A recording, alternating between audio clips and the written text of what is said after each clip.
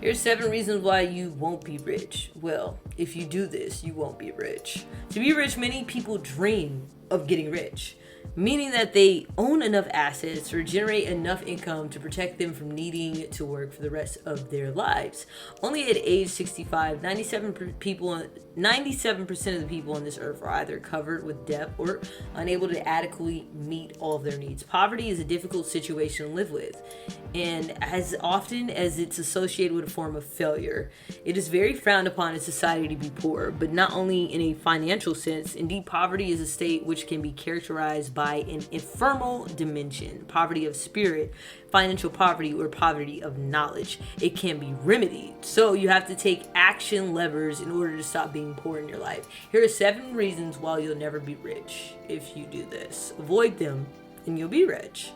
Before we get into it, let us know what you do with $1 million in the comments below. And as always, hit that like button, sub button, bell button. Number 1, if you're not rich, it's because you like to say that money is not important. Do you know the common point between all those who are used to saying money doesn't buy happiness, money is not everything?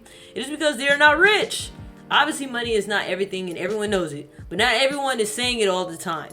Most often, those who like to repeat it to themselves are those who try to hide their need for money. It would suit them well to become rich, but the dream seems so inaccessible to them that they prefer to ward off fate by telling themselves that being rich is not important. A bit like someone terrified of fear in the face of danger and who keeps shouting, "Not even afraid, not even afraid." But you're afraid. Only by repeating that money is not important, we do not put ourselves in the configuration of the mind to be able to earn it. On the contrary, imagine you have a dear friend who you're constantly saying, it's good when you're around, but you're not that important. You can be sure that one fine morning, your friend will be gone.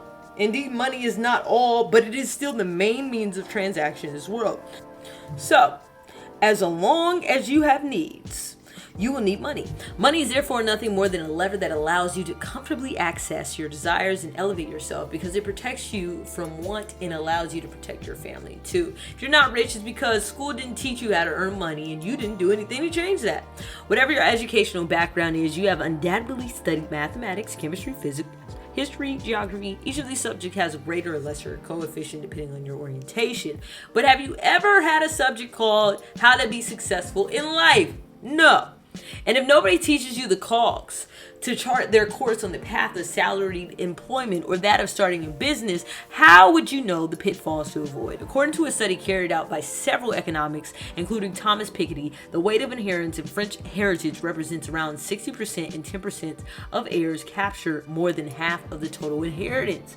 Contrary to popular belief, not all rich people are therefore born with a silver spoon in their mouth. Each year in the world, there are around 2 million new millionaires, including around 250,000 in a European country like France. These people derive their success from their own accomplishments. To achieve this, they first need to learn, understand, and master the art of making money. And because it's a special art that isn't taught in school, the education system makes you nice little soldiers in search of security, ready to find any job for a paycheck at the end of the month. If you're not rich, it's because your parents told you to go get a job and you went and looked for a job. Unless you come from a family that's sensitive to the culture of wealth, you'll never have a good financial education from an early age. In the worst case, your parents won't tell you anything. They will bet on the school to educate you financially. At best, they will tell you, go get yourself a job if you want to become an adult. The point is, your parents, for all their love for you, are at least savvy people in providing you with the right financial education. Robert Kiyosaki, in his book Rich Father, Poor Father, explains to parents what to teach their children so they can later experience financial success. And for good reason. Robert Kiyosaki grew up guided by his biological father and his adoptive father, one rich, the other poor.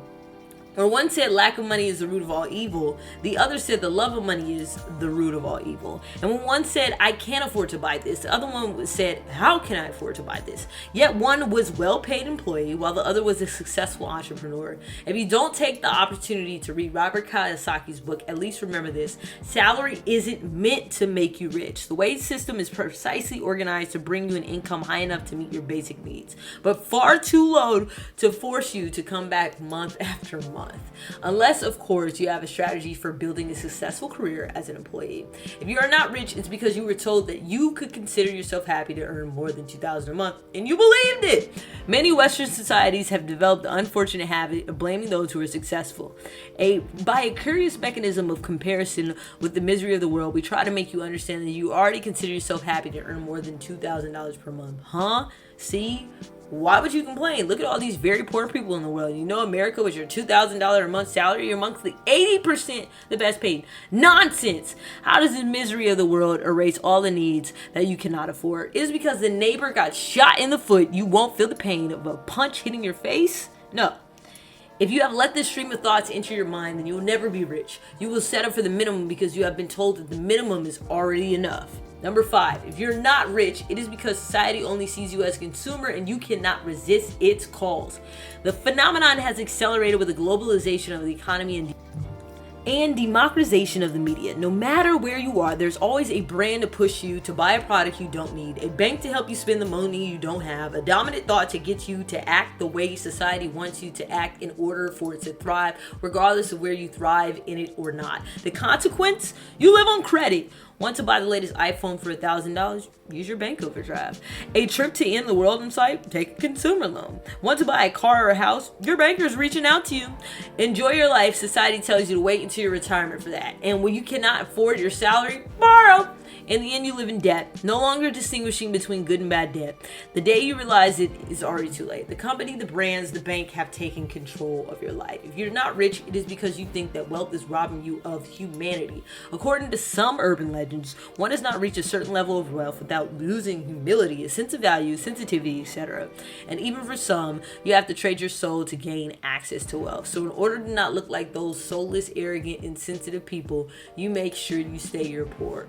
Either way, you're not doing anything to get rich because, yes, unless you earn more than $60,000 a year, you can legitimately consider yourself poor. If we refer to the pyramid of accomplishment based on part of the studies of Daniel Kahneman, Nobel Prize winner of the economy. If you're not rich, it's because you do not take responsibility for your financial situation.